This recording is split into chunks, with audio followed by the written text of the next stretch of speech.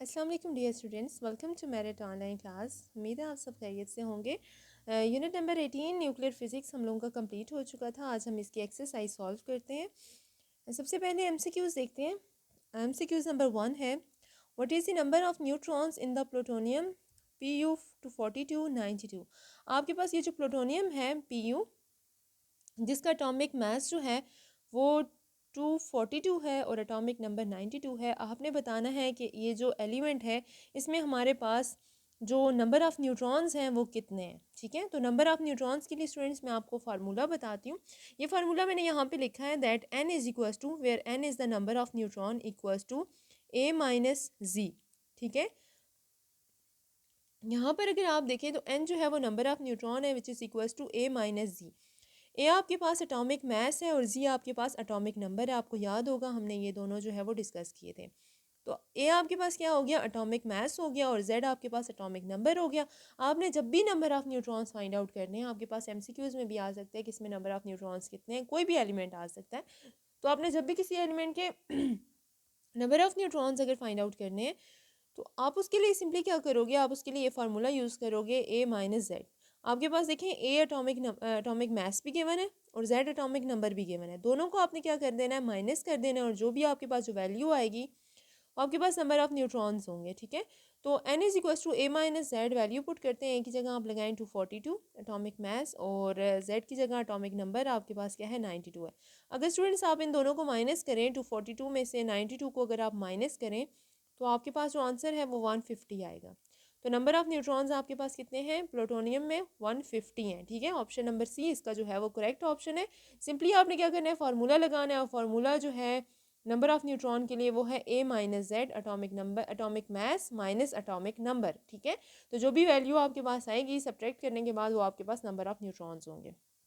Okay, next आपके पास जो B है, आपके पास सेकंड जो है एमसीक्यूज है वो आपके पास है, which one or more of the three decay processes alpha beta and gamma results in a new element. आपके पास यहाँ पे तीन जो है वो डिकेज बताए हुए हैं, अल्फा डिके, बीटा डिके और गैमा डिके।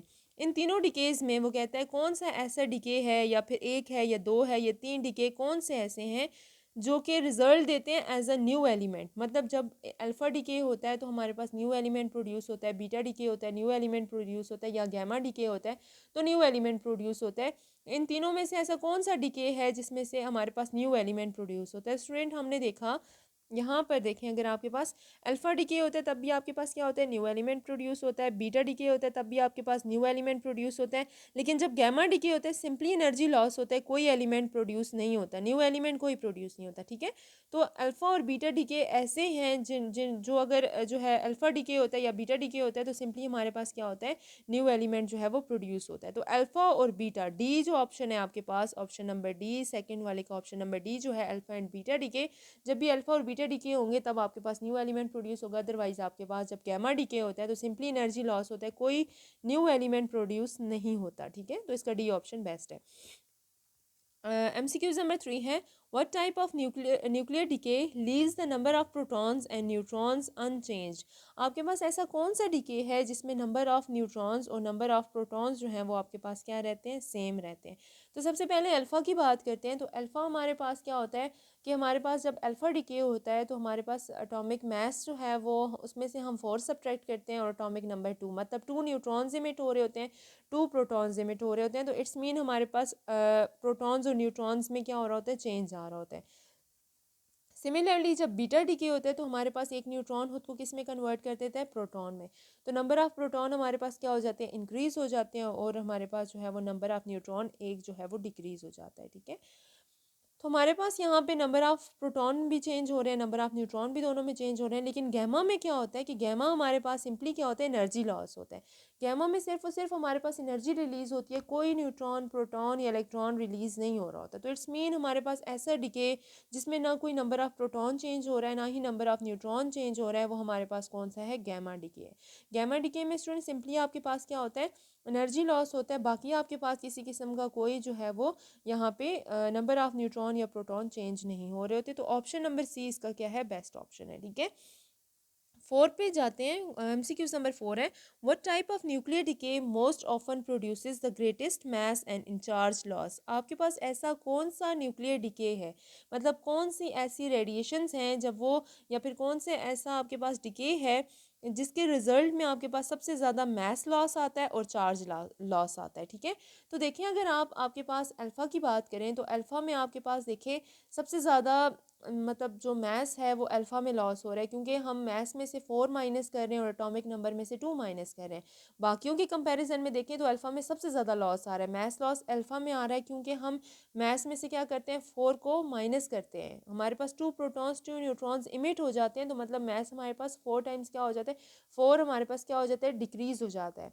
और इसी तरह बीटा की बात करें तो बीटा में सिंपली हमारे पास किसी किस्म का कोई लॉस नहीं आता, बल्कि हमारा एटॉमिक नंबर क्या होता है, हमारा एटॉमिक नंबर जो है वो 1 इंक्रीज़ हो जाता है। और गैमा में तो ना तो कोई एटॉमिक मास में लॉस आता है और ना ही एटॉमिक चार्जेस में लॉस आता है, सिंपली हमारे पास एनर्जी लॉस आता है। तो अगर हम तीनों के कंपैरिजन करें तो हमारे पास जो अल्फ़ा डिके है उसमें सबसे ज़्यादा मास लॉस भी आता है और चार्ज लॉस भी आता है, क्योंकि अल्फ़ा पे डबली पॉजिटिव चार्ज होता है, मतलब +2 चार्ज होता है, 2 प्रोटॉन ये कंटेन करता है। और मास लॉस भी इसमें सबसे ज़्यादा है, क्योंकि 2 प्रोटॉन्स और 2 न्यूट्रॉन्स हैं। ठीक है, तो इसी सबसे ज़्यादा जो मास लॉस और चार्ज लॉस आ रहा है वो अल्फ़ा की वजह से आ रहा है। ठीक है, तो अल्फ़ा डीके ए ऑप्शन इसका जो है वो करेक्ट ऑप्शन है। नेक्स्ट हमारे पास आ जाता है आपके पास आ जाता है फिफ्थ है आपके पास PO 214 एंड 84 पोलोनियम। ठीक है, PO पोलोनियम 214 इसका एटॉमिक मास है और 84 इसका एटॉमिक नंबर है। Undergoes an alpha decay to produce a daughter nucleus that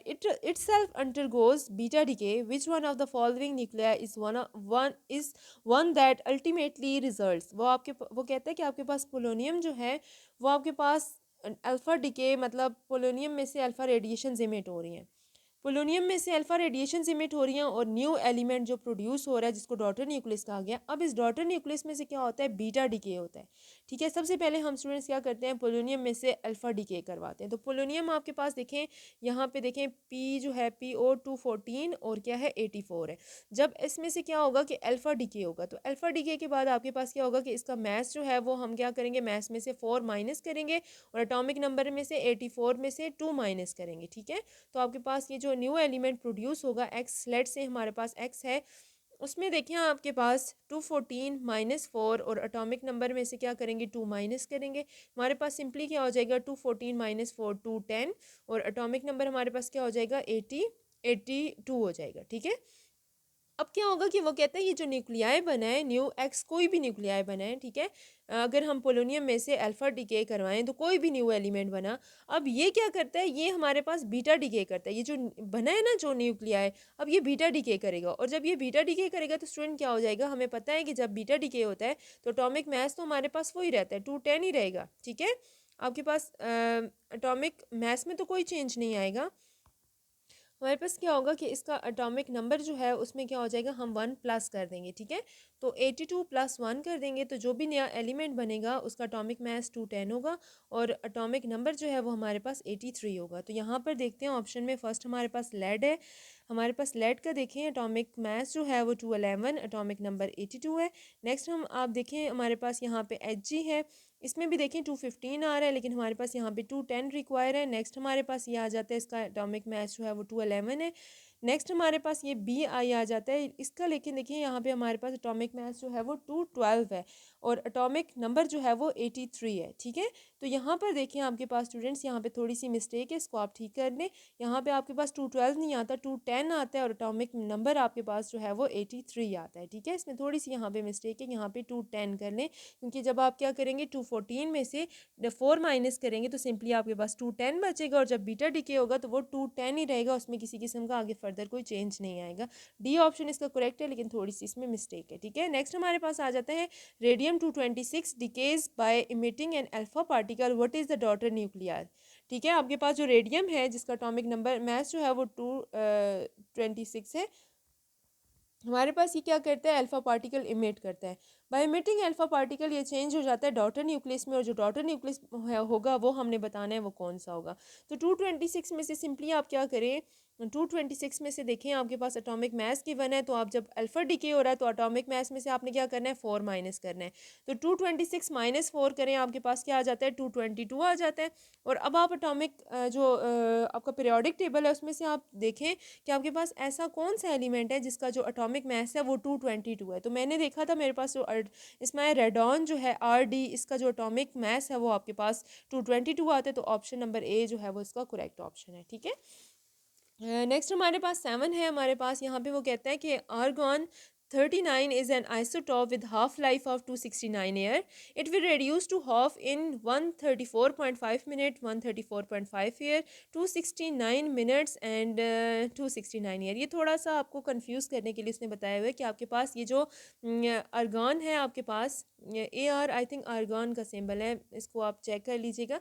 आपके पास जो है ये इसका जो ये एक आइसोटॉप है और इसकी जो हाफ़ लाइफ है वो 269 ईयर है। अब हाफ़ लाइफ को हम कैसे डिफ़ाइन करते हैं, वो टाइम जो किसी भी मटेरियल को हाफ़ रिड्यूस कर देता है, जिसमें कोई भी मटेरियल हमारे पास हाफ़ रह जाता है, वो हमारे पास क्या होती है हाफ़ लाइफ होती है। ठीक है, तो अब वो कहता है कि it will reduce to half, हमारे पास ये हाफ़ रह जाएगा। अब जाहिर सी बात है, उसने खुद ही बताया हुआ है कि ये जो मटीरियल है उसकी हाफ़ लाइफ कितनी है 269 ईयर है।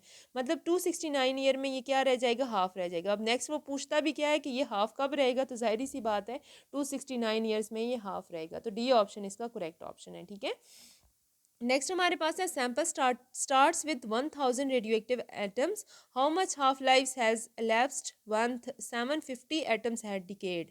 अब आपके पास एक सैंपल है 1000 जिसमें एटम्स हैं। अब वो कहता है कि इनकी हाफ लाइफ बताएं जब 750 एटम्स जो है वो हमारे पास क्या हो जाएं डिके हो जाएं। ठीक है, तो देखें आपके पास पहली हाफ लाइफ में, देखें पहली हाफ लाइफ में क्या होगा कि आपके पास 1000 से क्या हो जाएंगे एटम्स, 1000 से 500 रह जाएंगे। इसका मतलब है 500 क्या हो चुके हैं डिके हो चुके हैं। नेक्स्ट में आपने स्टूडेंट्स क्या करना है कि जो सेकंड हाफ लाइफ होगी इसका हाफ नहीं देखना, 500 का हाफ देखना है। तो 500 का हाफ आपके पास क्या होता है 250। तो इट्स मीन आपके पास 250 क्या हो जाएंगे मजीद डिके हो जाएंगे। 500 पहले की डिके हो चुके हैं, सेकंड हाफ लाइफ में 250 जो है वो डिके हो जाएंगे। तो टोटल आपके पास कितने डिके हो गए सेकंड हाफ लाइफ में 750। तो सेकंड हाफ लाइफ में आपके पास 750 एटम्स डिके हो जाएंगे। बात समझ आइए, आपके पास 1000 है तो फर्स्ट हाफ लाइफ में 500 डिके हो जाएंगे। सेकेंड हाफ लाइफ में आपने इसका हाफ नहीं देखना है, इसका हाफ देखना है। ठीक है, 500 का हाफ देखें तो 250 रहता है। तो पहले के 500 डिके हो चुके हैं, 250 सेकेंड हाफ लाइफ में डिके होंगे, दोनों हमारे पास मिला के 750 टोटल डिके हो जाएंगे सेकेंड हाफ लाइफ में। तो सी ऑप्शन इसका करेक्ट ऑप्शन है। नेक्स्ट हमारे पास है origin of energy from the sun and star is, मतलब सन और स्टार पे जो हमारे पास एनर्जी है वो किस वजह से फ्यूजन रिएक्शन, जो कि हम फ्यूजन में पढ़ चुके हैं कि हमारे पास जो फ्यूजन रिएक्शन है वो हमारे पास सन और स्टार्स पे होता है और लार्ज अमाउंट ऑफ एनर्जी जो है वो रिलीज होती है। तो बी ऑप्शन इसका करेक्ट ऑप्शन है। ठीक है स्टूडेंट्स, आपके हमारे MCQ जो है वो खत्म हो चुके हैं। शॉर्ट क्वेश्चंस आपने नोट्स से इनको देखना है। ठीक है, अगर कोई चीज़ समझ नहीं आ रही तो मुझे कमेंट्स में बताना है।